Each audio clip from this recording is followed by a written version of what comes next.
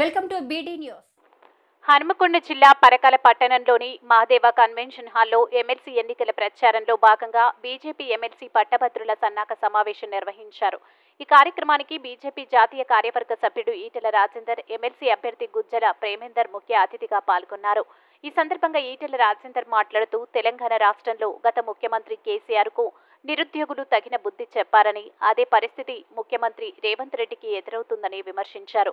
నిరుద్యోగులకు ఉద్యోగుల పట్ల నిర్లక్ష్యం వహిస్తున్న ఏ ప్రభుత్వానికైనా తగిన గుణపాఠం చెబుతారంటూ విమర్శించారు.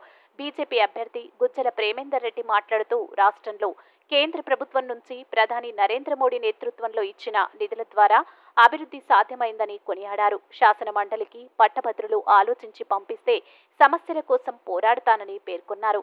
ఈ నెల 27న జరిగే ఎన్నికల్లో తనను గెలిపించాలంటూ అభ్యర్థించారు.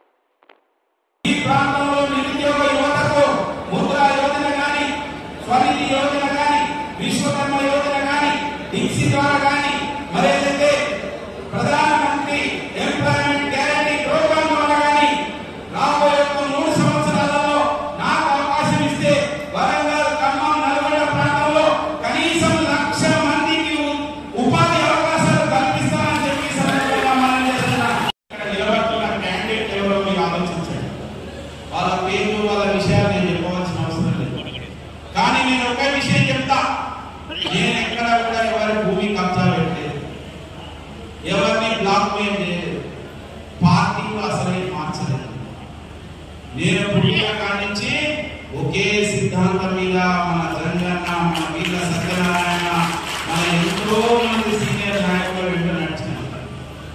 కాబట్టి మిత్రులారా, మన డాక్టర్ సౌందర్య గారు, ఎంతో మంది ప్రముఖ నాయకులు ఈ ప్రాంతంలో పనిచేసి వాళ్ళని ఆదర్శంగా తీసుకొని పనిచేస్తూ వచ్చారు.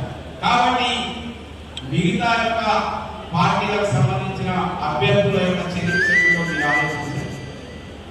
ఒక సిద్ధాంతం గురించి గెలిచినా ఓడినా, ఎలాంటి ఇబ్బందులు వచ్చినా, బెదిరింపులు వచ్చినా, ప్రాణానికి ముప్పు వచ్చినా ఈ జెండా వదలకుండా పనిచేసిన వ్యక్తి ఈ యొక్క ప్రాంతంలో ప్రజలారా, మిత్రులారా, మీకు సరైన యొక్క సేవ చేసే యొక్క వ్యక్తి అవుతాడా కాదా ఆలోచించవలసిందిగా కోరుతూ మీకు సేవ చేసే అవకాశం కల్పించాలని సవినయంగా పట్టభద్రులందరికీ మనవి చేస్తూ 27వ తేదీన జరిగే ఎన్నికల్లో ఆ యొక్క మొత్తం బ్యాలెట్ లో 52 మంది ఉన్నారు.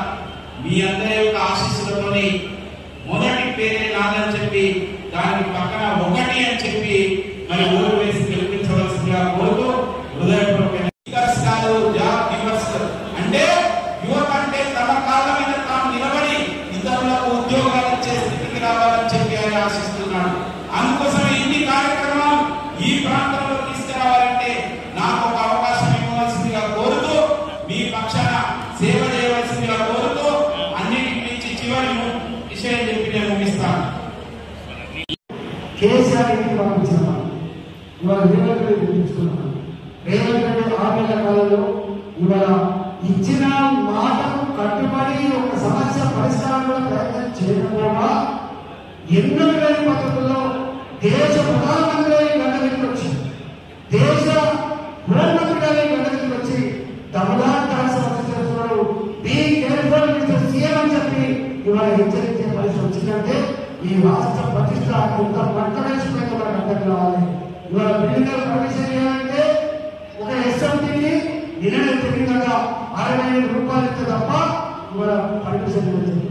అతి తక్కువ కాలంలో అతి ఎక్కువ లంచాలు వసూలు చేసినటువంటి ప్రభుత్వం రేవంత్ రెడ్డి ప్రభుత్వంగా గతకెక్కింది. 4,000 కోట్ల పైసలకు అక్రమంగా వసూలు చేసి ఇవాళ కేంద్రం ఆ దేశవ్యాప్తంగా కాంగ్రెస్ పార్టీకి పంపించినట్టే ఇవాళ ఆయన మన మీద ఖర్చు పెట్టే ప్రయత్నం చేస్తున్నట్టే ఎటువంటి ప్రభుత్వం అర్థం చేసుకోవాలని కోరుతూ ఇవాళ ఖచ్చితంగా నాకు తెలిసి ఇలాంటి ప్రభుత్వం మళ్ళీ కొనసాగుతున్న విశ్వాసం లేదు. ప్రజలకు గతి లేక కట్టడం లేక ఓటు వేసినాం, కానీ ఎప్పుడు తెచ్చాలని చెప్పి ఇవాళ మాట్లాడుతున్నారు.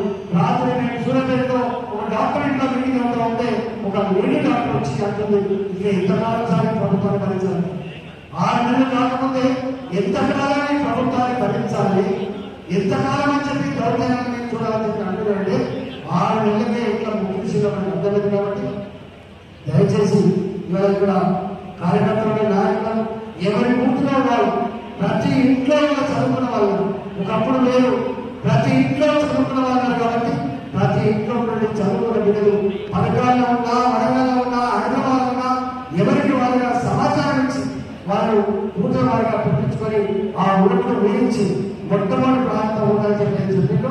ఒకటే ఓటు వేసి 30 గెలిపించి 40 ఏళ్ళు